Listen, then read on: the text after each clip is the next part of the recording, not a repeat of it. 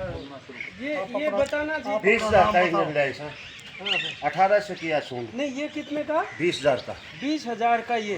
हाँ ये 1800 की या सूंड हाँ। 1400 की या 400 की ये 2 प्लेट ओ 400 की 600 की वाह आंडी और ये मिट्टी मिट्टी या 58 ट्राली डली साढ़े इतनी दूर 200 रुपये की भराई 200 का तेल ओ स्वयं आप लोगों ने की है।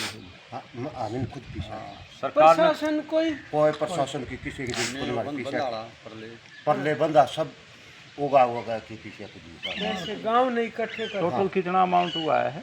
22 लाख रुपये बांध पलाए थे 1,10,000 का कागज ले आए जमा नगद कैश करके पर्ची दिखानी पड़े सारा गांव में जिदू गाँव जिधर की गई प्रशासन ने कोई मदद दी? कोई मदद को नहीं प्रशासन आया को नहीं को धर्मवीर आया इनको सुरती आई इनको केवल अब ये कॉमरेड सवाल ये है, क्या प्रशासन को ये काम नहीं करना चाहिए था? जब उनको ये पता है सागवन गांव इतने भारी मुसीबत में आ चुका है, तो यहाँ आके जायजा लेके और तुरंत प्रभाव से ये राहत सामग्री वो लेके आते।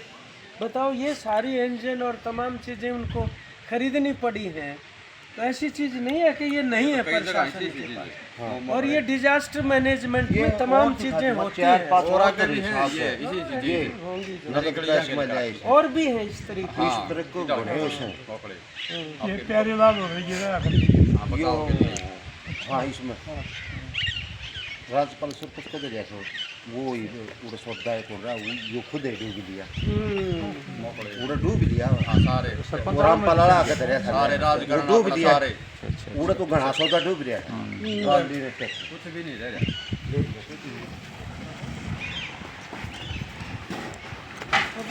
नाम बलजीत भाई का सागवन गांव ये हम देखने के लिए आज आए थे, जो बाढ़ की स्थिति है।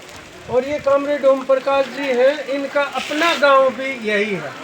और अब हम देख रहे हैं कि पूरा का पूरा ये इलाका जो है भर गया, और घरों से खाली कर करके पशुओं को भी लेके इस गांव के बाशिंदे जो हैं वो अपनी रिश्तेदारियों में और इधर उधर चले गए हैं। और अब जब हम इसको देख ही रहे थे तभी फिर से जो है बारिशें शुरू हो गई।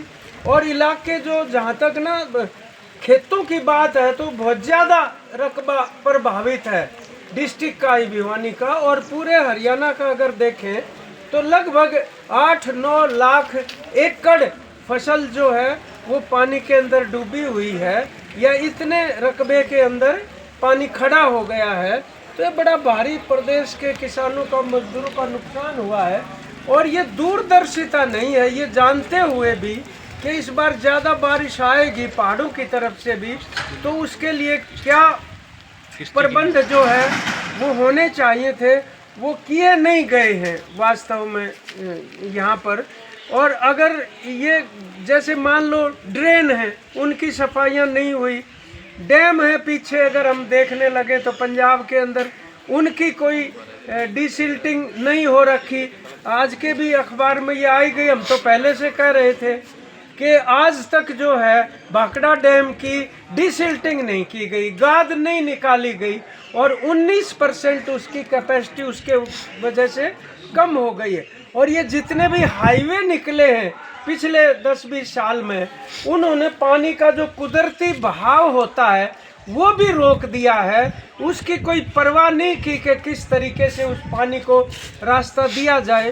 तो ये निश्चित रूप से एक पूर्वानुमान होते हुए भी उसकी तैयारी ना करना, ये अपने आप में एक शासन का अपराधिक कृत्य बनता है। ये इस सिस्टम का जितना निकम्मापन है और उसकी जो विफलता है उसी को एक्सपोज करता है। तो अब जो हो गया, तो शासन प्रशासन, अभी तक केंद्र सरकार ने तो इसको प्राकृतिक राष्ट्रीय आपदा तक भी घोषित करके और किसी भी प्रकार का जो है वो सहायता का मामला सामने नहीं आया। तो ये एक संवेदनहीनता अपनी तरह की है। हमने तो अपने साथियों से भी कहा है, जहाँ तक हो सके कोई वो वॉलंटियर होके और जिस तरह से भी लोगों की इस तरह के मौके पे मदद की जा सके, लेकिन ये प्रशासन की भी एक जिम्मेदारी बनती है कि वो इसको करे। स्थिति बहुत गंभीर है। आज हमारे प्रदेश के राज्य सचिव मंडल के सदस्य कॉमरेड इंद्रजीत सिंह और मास्टर शेर सिंह जी, अनिल कुमार जी आज ये सागवान गांव का दौरा कर रहे हैं। सागवान गांव में इस समय बहुत भयंकर स्थिति चल रही है। 70% गांव में पानी भर गया है और ये घग्गर भिवानी ड्रेन का टूट के यहाँ ओवरफ्लो होकर पानी भरा है। हम 1 महीने पहले भी प्रशासन से बात की थी और उनको कहा था कि ये निगाना जो न फीडर है उसमें डाल दिया जाए, नहीं तो ये पूरा गांव डूबेगा। उस समय गांव से दूर था पानी, लेकिन उन्होंने कोई परवाह नहीं की और यहाँ पाइपलाइन लगा करके वो जो ने तोशाम की तरफ छोड़ा तो वो पानी वापस गिर के फिर गांव में आ रहा है। चारों तरफ से बस्तियां डूबी हुई हैं, बड़ा भारी नुकसान है मकानों का और फसल तो बर्बाद हो ही गई। पानी ये अभी निकासी के लिए हम बार बार कोशिश कर रहे हैं कि भाई ये निकासी की जाए, लेकिन प्रशासन को कोई जगह नहीं मिल रही है। उल्टा है वहीं डाल देता है, वहीं फिर पानी आ जाता है। तो इसलिए यहाँ के जो कम से कम 2000 परिवार जो है वो पलायन करने पर मजबूर हो गए। पशुओं को भी और कहीं भेज दिया, अपना सामान लेके घरों को खाली कर दिया। और यहाँ चीफ इंजीनियर भी आए थे यहाँ, क्योंकि गांव में पता लगा कि बड़ी भारी नुकसान है गांव का। यहाँ तक स्थिति है, यहाँ स्कूल, मंदिर और तमाम जो शमशान घाट है उसमें भी पानी खड़ा है और कोई दुर्भाग्य से मौत हो जाती है तो खेतों में जलानी पड़ रही है।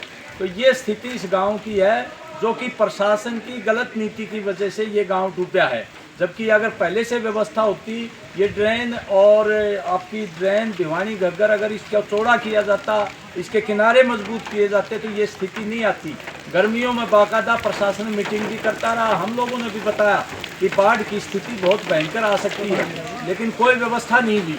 अब हम चाहते हैं कि ये पानी जल्दी से जल्दी निकाला जाए और विशेष गिरदावरी करके घरों की और खेतों की और इन किसानों को मदद की जाए। 1 लाख रुपए प्रति एकड़ मुआवजा दिया जाए, मजदूरों को भी मुआवजा दें और 200 दिन का 600 रुपये के दिहाड़ी के हिसाब से काम लगवाएं। ये हमारी पार्टी मांग करती है।